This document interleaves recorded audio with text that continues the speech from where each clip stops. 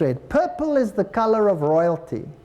Red is the color of sacrifice. Blue is the color of obedience, and white is the color of righteousness. Those are the aspects of Christ.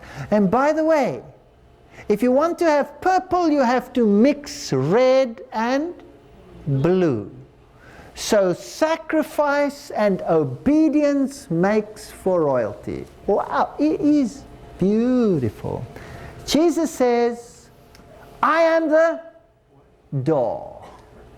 And nobody comes to the Father except by me. And if you don't enter through this door, he says, you have no part of him. So Jesus is the door. This gate. There was only one.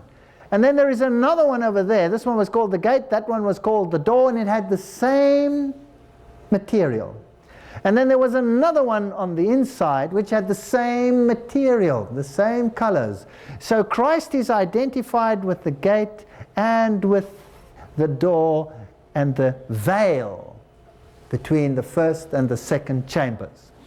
And when you came in over here, the first thing you were confronted with was the altar of burnt offering. What happened there? A sacrifice. And who does that sacrifice represent? Represents Christ. So the white linen around it is the righteousness of Christ. When you enter in through the gate, in other words, you accept salvation in Jesus Christ, you enter in through the gate, and you are surrounded by the righteousness of Christ. Beautiful. It's called justification. And you stand before the altar of burnt offering, and there is a lamb, and you witness the sacrifice of the Son of God in type to take away your sins.